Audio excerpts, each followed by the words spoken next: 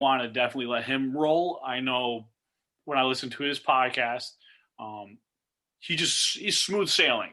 Yeah. Although he sounds a little like hardcore, but he's real good. Yeah, he's good, and that's good. You want that intensity of a guy when he's doing a podcast about your team, right? So, mm-hmm. He's blunt about it. Yeah. Trying to get this a little brighter and closer to me. There we go. Yeah. So, Alexander Holtz, obviously, kid's a stud. Nothing more else really we can say about him. He's going to be scoring a lot of goals next to Nico Hischier, Jack Hughes for the next 10 plus years. Devils fans, be patient. This isn't going to happen overnight. For me as a fan, am I frustrated it's taken this long? Yeah, I am, because it shouldn't have taken this long at all. But you kind of figured it was going to take this long because of what we were left with when Lamoriello left, but that's because we were good for so many years. Mm-hmm. It was bound to happen, but he would trade his first-round picks, or he wouldn't hit on his first-round picks, and yeah, it is what it is. It happens. Every good team has to go through a rebuild sometime. Right. I know this sounds cliche for what it is. Yeah, like you said about the feeling the sock covered. For me, like, you know, the 2017 class, 18s and 19s are all starting to slowly hit and begin to pan out where those players are at. And I hear a lot of good things about the 19 class, and the 20 class looks very promising from what I see. And for me, if you hit on 2 out of every 7 in each class, or 3 out of every 9 or whatever, and you could at least have 5 really solid, if not a few amazing potential players coming into your lineup and maybe causing the other guys that couldn't filter through, and that would lead to Fitzy making trades. So you will hear Steve talk about this Friday, and these are good problems to have when your scouting staff helps you and the GM make those proper decisions. Yeah, I think like the Devils had an excellent draft. Like Dawson Mercer's played really well. Holtz has played really well. You have Nico Dawes. You have the Czech kid they took in the 4th. Jaromir Pitlick. Yeah. So the Devils have some promise there. Baumgartner looks like he looks pretty good. So I just watched some video on him on YouTube. He reminds me a lot of Grabner with his speed.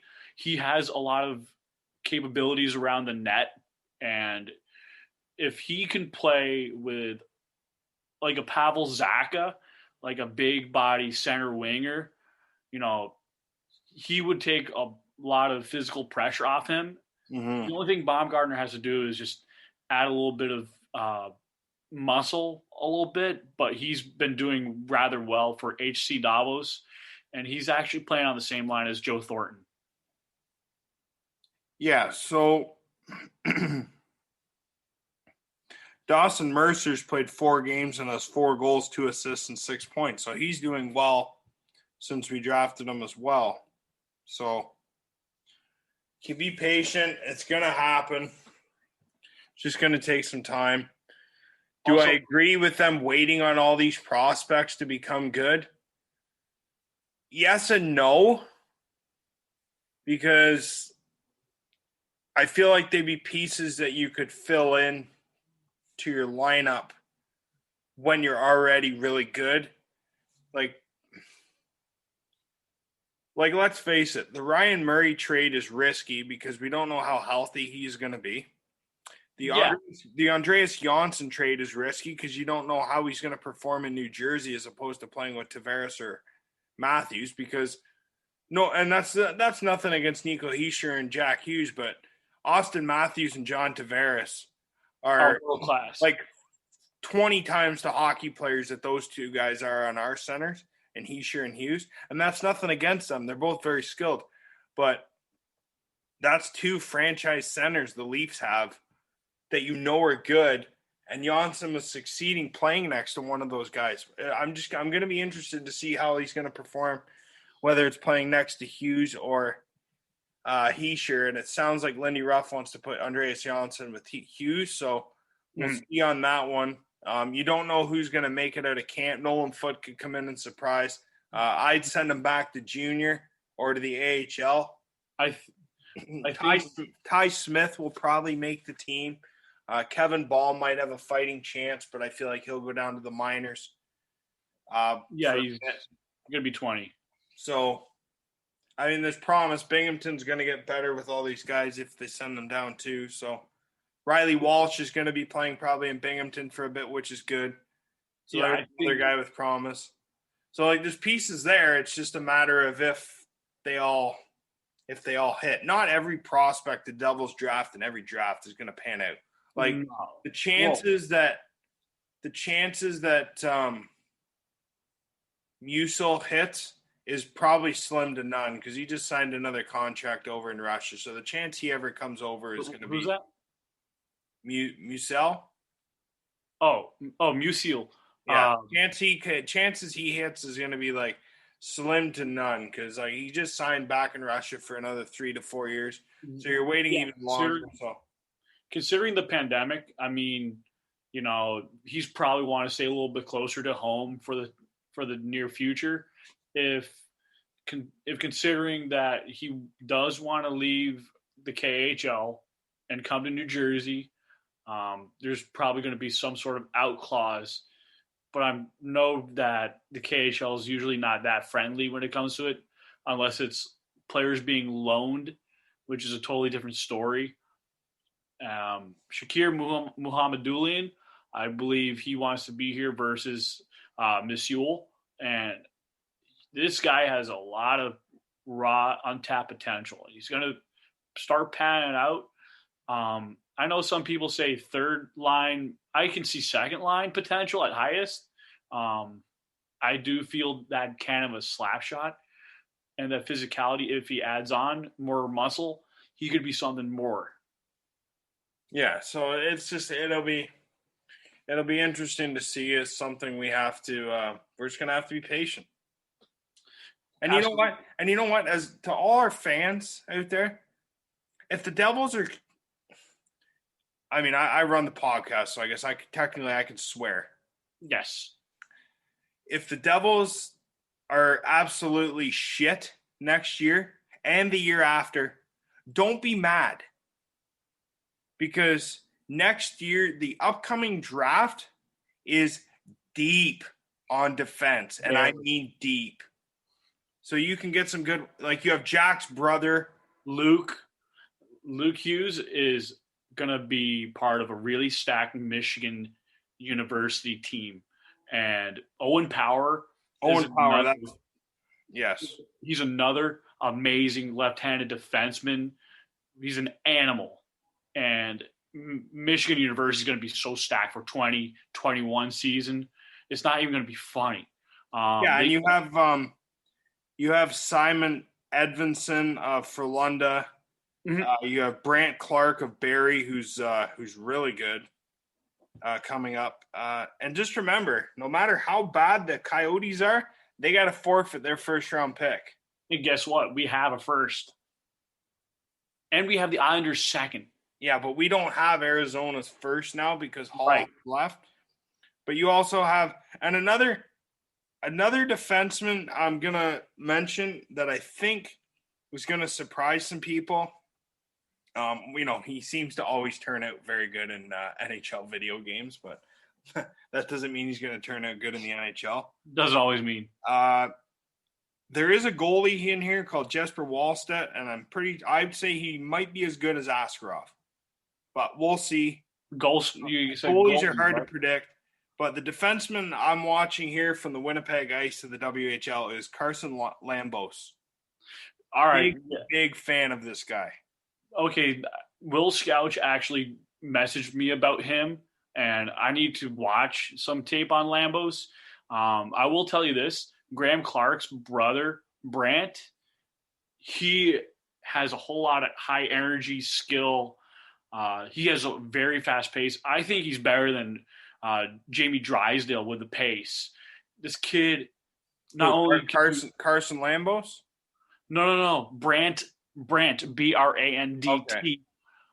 Brant Clark. He played against his brother Graham, and in one of the highlights, you'll see he comes streaking up the blue line all the way up to the slot, and he just whether it's a slap shot or a wrist shot, he's gonna celebrate like PK Subban and Tony DeAngelo, and he's got this nose for the net, and he just wants every bit of that puck.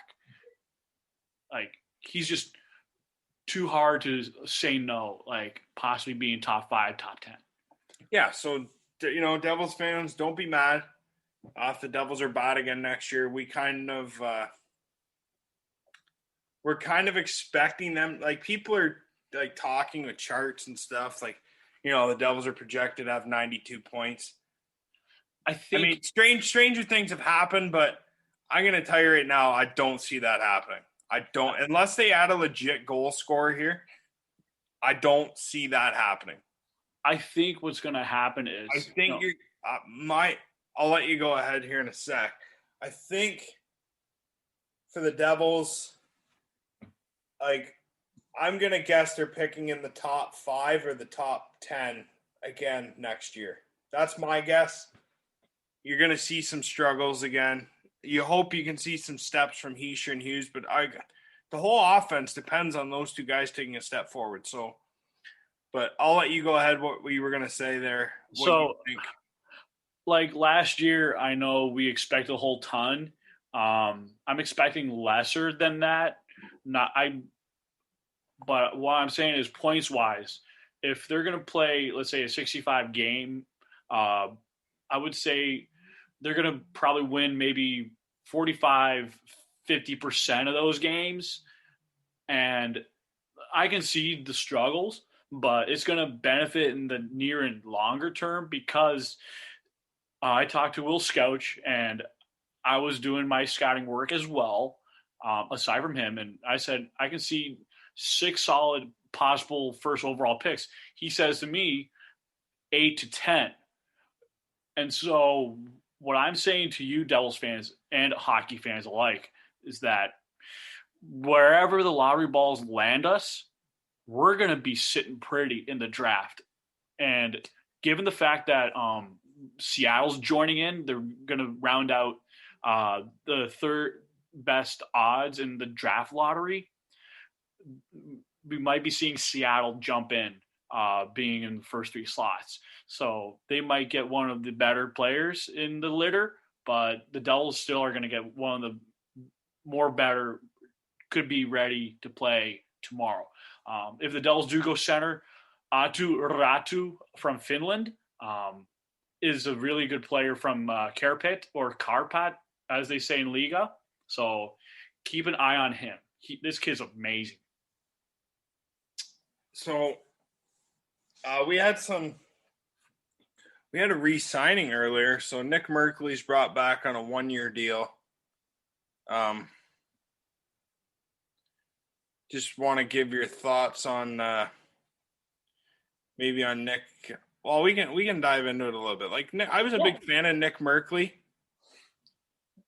I will say this though, if he can play third, fourth line center role minutes, he will make the Devils very gritty and hard to play against, and he'll make the team more exciting to watch, like he did later in the year when early in the year when the Devils traded for him, but then brought him in a little bit closer to the second half of the season.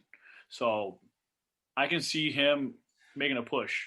Yeah, so Nick Merkley, it's a 1-year deal, 2-way contract extension, $874,000. $70,000 in the AHL. So Nick Merkley will either play in the bottom 6 or he'll be brought down to the minors.